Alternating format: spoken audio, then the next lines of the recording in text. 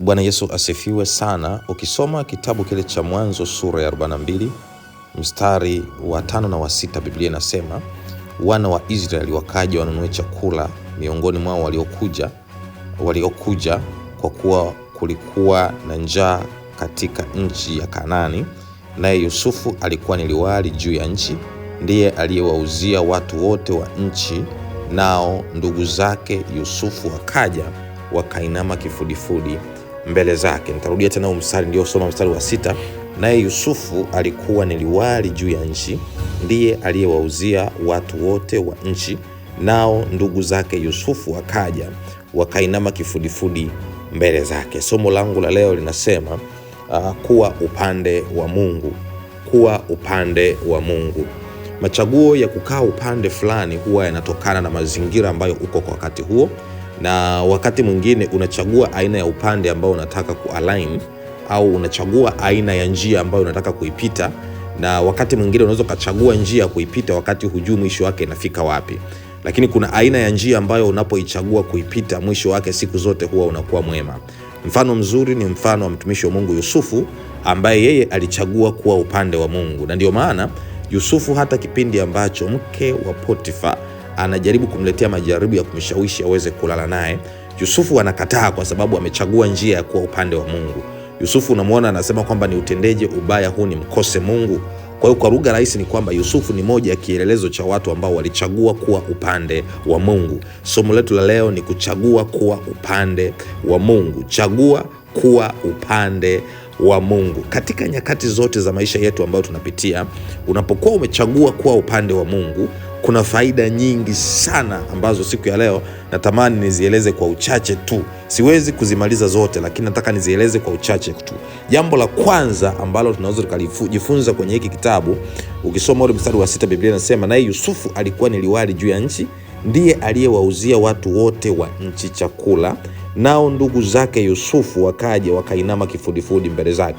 Kwa hiyo Yusufu alikuwa na ndugu zake, ambao hao ndugu zake ndio ambao walimuuza awe mtumwa. Lakini the Bible says naye Yusufu baada ya kuwa sasa ameshachagua kwa upande wa Mungu, baada ya muda fulani kupita, Biblia inasema Yusufu aliwekwa kuwa liwali juu ya nchi ya Misri, juu ya nchi yote ya Misri, na yeye ndiye aliyekuwa anafanya kazi ya kuwauzia watu wote chakula. And the Bible says nao ndugu zake Yusufu wakaja wakainama kifudifudi mbele zake.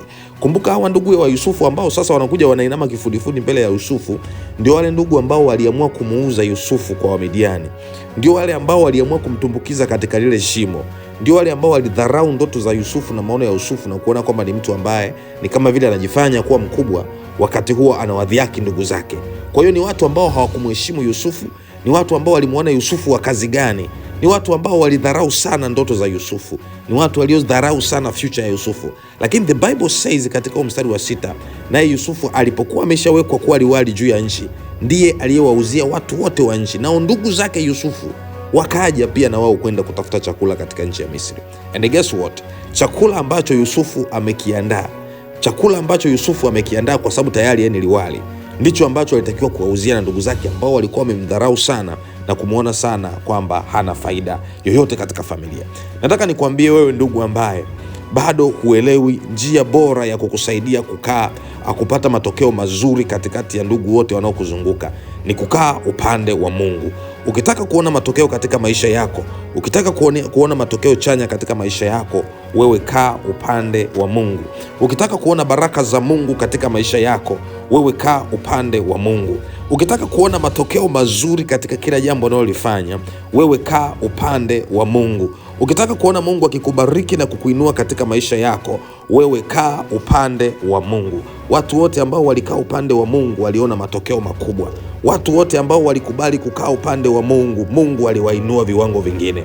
Watu wote ambao walikubali kukaa upande wa Mungu, Mungu alipigana na adui zao. Watu wote ambao walikubali kukaa upande wa Mungu, Mungu alifanyika kuwa ngome kwao. Watu wote waliokubali kukaa upande wa Mungu, Mungu aliinua maisha yao. Watu wote waliokubali kukaa upande wa Mungu, maisha yao hayakubaki jinsi yalivyokuwa. Heshima zao zilibadilika, heshima zao ziliongezwa, lakini pia waliongezwa kiwango cha kuheshimiwa katika jamii. Ukisoma kitabu kile cha Zaburi sura ya 18, Zaburi sura ya 18 na mstari ule wa 39. Biblia inasema, tutasoma Zaburi sura ya 18, Zaburi 18 mstari wa 39. Tutasoma wote mstari ule wa 39. Biblia inasema nawe hunifunga mshipi wa nguvu kwa vita, hunitiishia chini yangu walioniondokea. Nawe hunifunga mshipi wa nguvu kwa vita, hunitiishia chini yangu walioniondokea. Unapokuwa umekaa upande wa Mungu, Mungu anakufunga mshipi kwa ajili ya vita. Kuna aina ya vita ambazo wewe huwezi kupambana nazo, lakini unapokaa upande wa Mungu, Mungu anakuandaa, anakufanya kuwa tayari kwa ajili ya vita. Unaweza ukajikuta baadaye umepambana na watu ambao hukuwa na uwezo wa kuwashinda, na wewe umewashinda kwa sababu Mungu amekuwa upande wako na Mungu amekutiishia adui zako, na baada ya hapo yeye ndiye atakayefanya adui zako waweze kukimbia mbele yako. Kwa hiyo unapokaa upande wa Mungu, kuwa na uhakika kwamba aina zozote za vita ambazo utapigana nazo, Mungu ndiye atakayekusaidia kuweza kuzishinda katika jina la Yesu. Lakini ukisoma kitabu kile cha Kumbukumbu la Torati sura ile ya 28, the book of Deuteronomy, Kumbukumbu la Torati sura ile ya 28 na mstari ule wa 7, Biblia inasema hivi: Bwana atawafanya adui zako wainukao juu yako kupigwa mbele yako, watakutokea kwa njia moja, lakini watakimbia mbele yako kwa njia 7. Unapokuwa umechagua kuwa upande wa Mungu, hichi ndicho ambacho kitaenda kufanyika.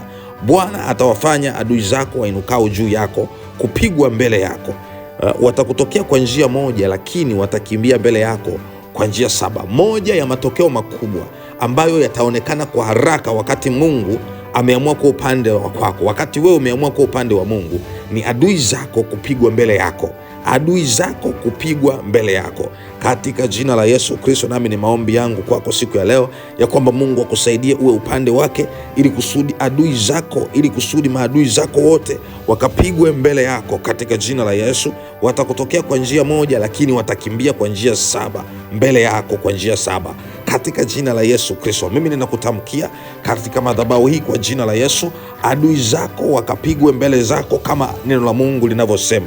Na haya maneno sio ya kwangu, ni maneno ya Mungu. Adui zote ambao wapo kinyume na wewe, na ikiwa wewe uko upande wa Mungu, watapigwa mbele zako. Haya ni maneno ya Mungu, wala sio maneno ya kwangu. Kwa hiyo kuna matokeo makubwa ya wewe kuchagua kuwa upande wa Mungu.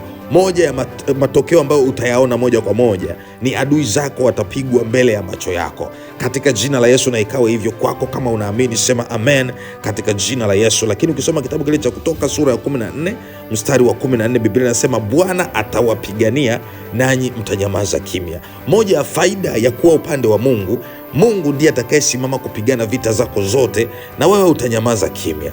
Bwana atakupigania na wewe utanyamaza kimya. Na iwe hivyo kwako katika jina la Yesu. Bwana akakupigania katika kila jambo katika jina la Yesu, na wewe ukanyamaze kimya na kusherekea matokeo yake katika jina la Yesu. Lakini kitabu cha Warumi sura ya 8 mstari wa 31, Biblia inasema Bwana akiwa upande wetu, au Mungu akiwa upande wetu, ni nani aliye juu yetu? Mungu akiwa upande wetu, ni nani aliye juu yetu? Ni kama swali anauliza, manake amethibitisha kwamba Mungu anapokuwa upande wetu, hakuna anayeweza kuwa juu yetu. Mimi ninakuombea katika jina la Yesu, chagua kuwa upande wa Mungu. Unapokuwa upande wa Mungu na Mungu anapokuwa upande wako, hakuna mtu anayeweza kukaa juu yako. Hakuna adui ambaye anaweza kukushinda. Hakuna adui yoyote ambaye anaweza kukusababishia shida katika maisha yako katika jina la Yesu. Ninakuombea katika jina la Yesu. Endelea kuomba sasa. Endelea kuomba na kufanya machaguzi kiimani na kutamka matamko yako ya kiimani katika maisha yako. Chagua kuwa upande wa Mungu siku ya leo ili Mungu awe upande wako. Chagua kuwa upande wa Mungu siku ya leo.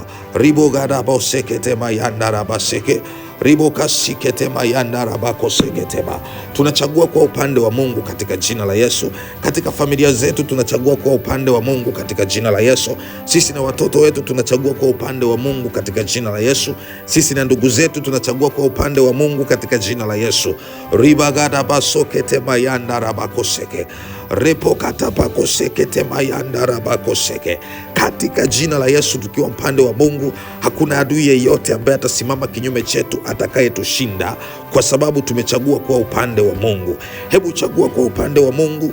Naam, hakuna adui yoyote, hakuna silaha yoyote itakayotumwa kinyume chako itakayofaulu ikiwa uko upande wa Mungu. Stay on God's side. Chagua kukaa upande wa Mungu katika jina la Yesu. Katika jina la Yesu, utakapochagua kwa upande wa Mungu utastawi sana. Utakapochagua kwa upande wa Mungu utafanikiwa sana, katika jina la Yesu, mwana wa Mungu aliye hai.